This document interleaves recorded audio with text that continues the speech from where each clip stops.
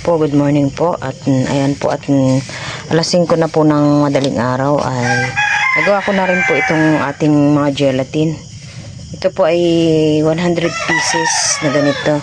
Yung iba po ay nandun na po sa styrofoam.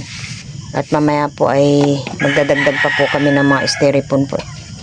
Yung ibang kuwan ay hindi po kakasya. Meron din po kami ditong natira sa baunan. Ayan po, inilagay ko na rin po sa baunan. Doon po si Tito ninyo sa labas po ay nagwawalis na rin po siya. Para mamaya po ay kakaunti na lang po yung mga gagawin. Mamaya po ay magluluto na po kami ng pansit. Siguro medyo ano na po yun, medyo patanghali na yung pansit at saka spaghetti kasi hapon pa naman po yung kain po pagka lumabas na po yung mga estudyante. Dahil siguro po alas 4 po ng hapon. Yan.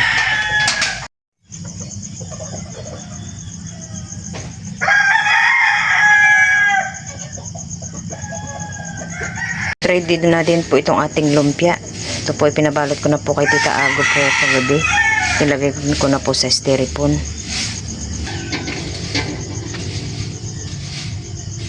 Kaya po natira pa po tayong ibabalot pa po ng lumpia. At tayo po ay magpapahabol na lang po mamaya. Siguro po tayo makakagawa pa po ng 50 pieces dyan.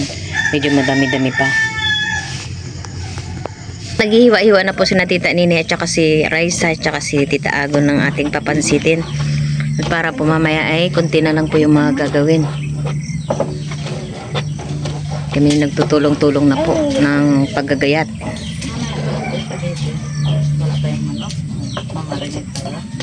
Magprito pa kayo ng lumpia, nagbalot na kayo. Oh, tapos na kagabi. Tapos ano, gelatin, tapos na rin. Tapos na din. Oo. Sa likod. Yung ano mga hamon, dapat pwede na yun. Mamaya. Wala pang wala pang lutuan. Pagkudin ko lang yun. Ito pati ito pang pansit to. Oo, lahat yan. Parang kulang pa nga yata yan eh. Oo Tapos kalahati, hindi makita yung gulay na. Dami pala. Mamaya magpapa pa tayo na mamaya ng gulay. Papahabol pala tayo ng gulay. Lumpia wrapper. Diyan sa naulo ata, mayroon. Tsaka lumpia wrapper, kulang din. Doon, punta na kayo. Siguro may 50 piraso pa yan pag nagawa. Habang maaga pa, punta na kayo dyan sa may naulo. Nilagay po dito ni Tito ninyo ang tumbler at mamaya po ay istakan po ng maraming tubig. Dito naman po kami banda magluluto para po ay mamaya po ay hindi po masyadong mainit dito. Kasi masyadong malilim dito at saka presko para hindi naman po mainitan yung magluluto. Pong lutuin ang ating maha. At ayan po nakaprepare na rin po yung ating paglalagyan. Nilagay ko na po itong ating niyog, ating gata para po sa ating maha. Dahil na lang po natin siyang kumulo para mailagay na din na po natin lahat ng mga ricados. Inasikaso na rin po ni Tita Ago yung ating fried chicken.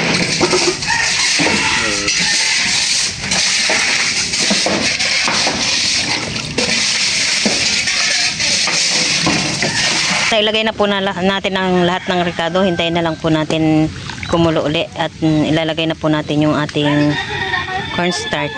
Ito na po yung ating pang fried chicken. Mamarinate na po ni Tita Ago. Ayan po yung kalamansi at saka patis. Siya na po yung bahala sa ating fried chicken. Nadagdagan po yung ating isang assistant, si Jana Nabora. Nabura assistant. Tita Ago. Hindi pa rin tapos ating gawa. Nilagay na rin po natin itong cornstarch. Dahil na ating nilipat po namin sa isang malaking tawa at sikip po doon sa isa.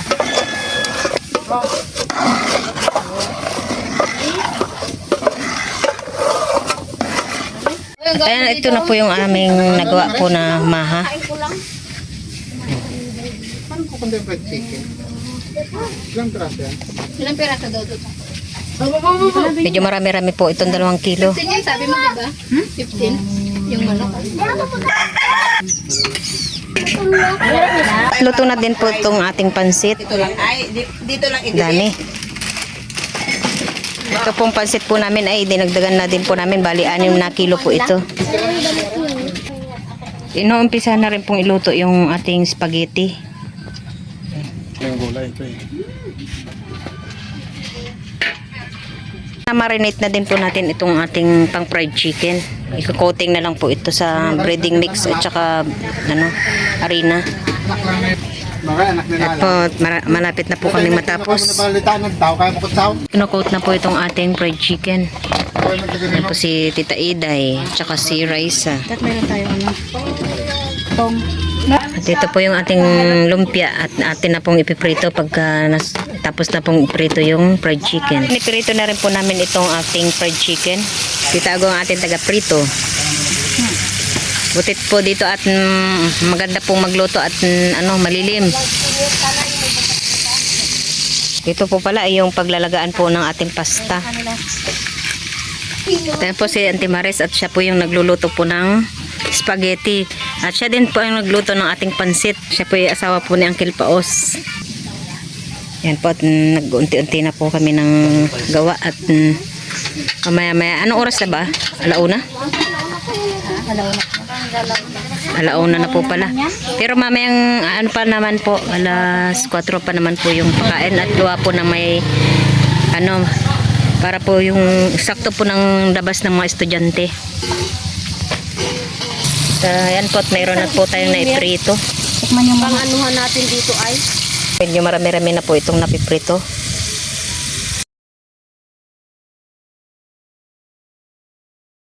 Kaya nula na lang. Bigyan mo kay Lola mo pala. Ayun, magkalula na lang. Ay, chicken na lang. Tikwa ko yung chicken mo. Sila. Si Joanna, tawag natin. Wala ka ng damit. Dito Hindi pa rin natatapos ang ating piniprito. Matitago, ayos ka lang. Parang umiiyak na yata. Kayak ng kahoy. Kaya kang kahoy. Ilagay natin. Buhos na lang natin. Luto na rin po yung pasta.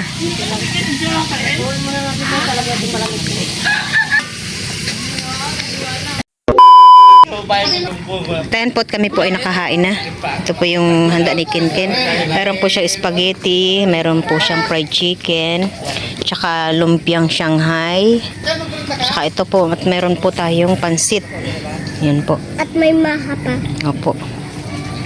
At yan po yung maha po natin ay medyo ubi po siya. At yan po ang cake po ni Ken.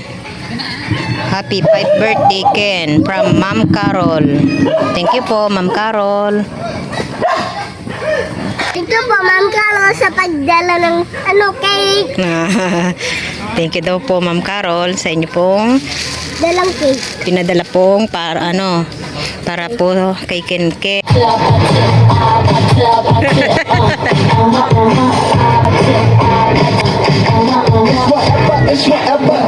Papa naman, hola!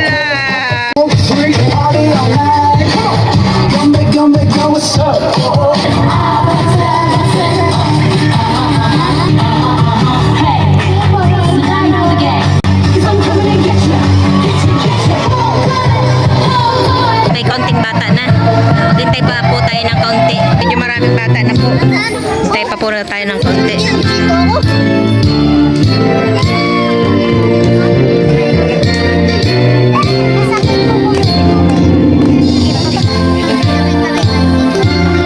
Meron na rin pong nagiinuman.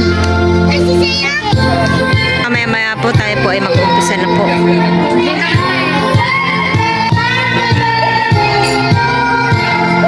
Meron pa rin pong padating. Kaya na lang po natin sila. Para mas marami Kaya po may dala din po si Auntie Maris po ng soft drinks. Kasi sila kumaritar lahat sa parato. Ito sila lahat kayo. So yan, Ken na. Ken, alika dito na.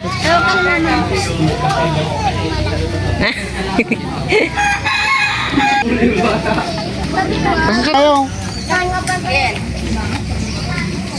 At ayan po, medyo marami na po yung bisita po ni Ken. Anta ka.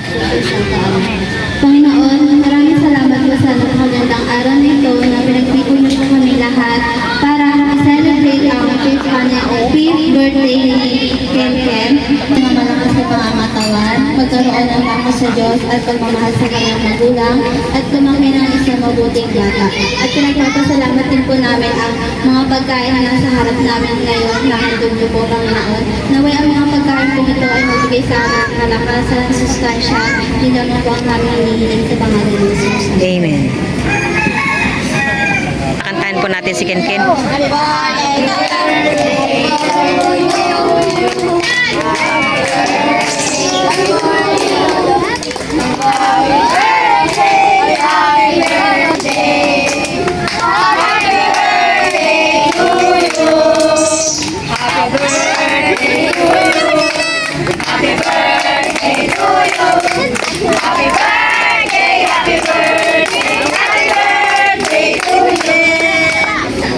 blow! Ah, tapos na? Sige na, okay na yan. Happy birthday, Ken! At ayan po, kapipilahin po natin itong mga bata. At para po sila ay makakain na. Po ako po din po ay kakain na at medyo nahihilo na ako. Lagyan mo nga ako na. Ito si Ken Ken ay kumakain na rin. Ba't nagda-diet? Wow!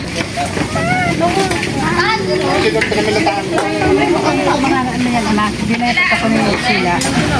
Bakit ba? Nakula.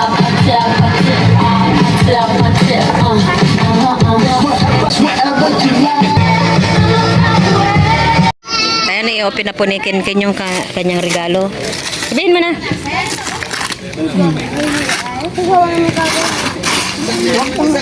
Para Ano kaya yan, Ken? Ayan po yung iniyakan po niya kahapon. Hindi niya po alam na binili po namin. ganda na lang. Dito na yun. Dalawa?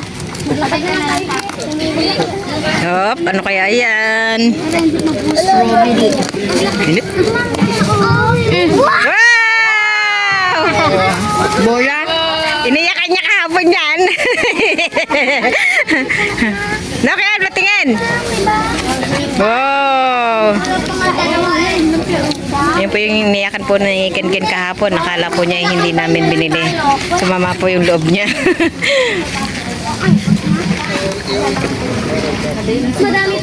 Maraming bato tapos.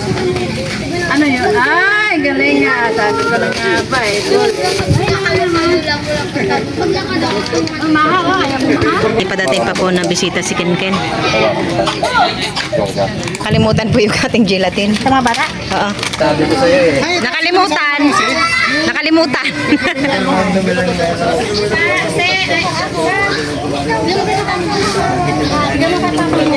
Sila Auntie Maris, ako, bigyan mo. Auntie Maris. Siyempre pang babae na.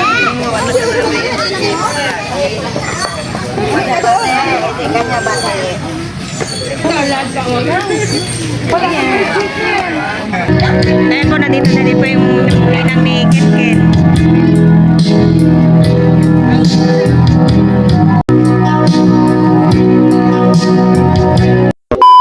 Ayan po sila Tito Ninyo naman po yung sasaya. Tito Ninyo naman po yung kakanta.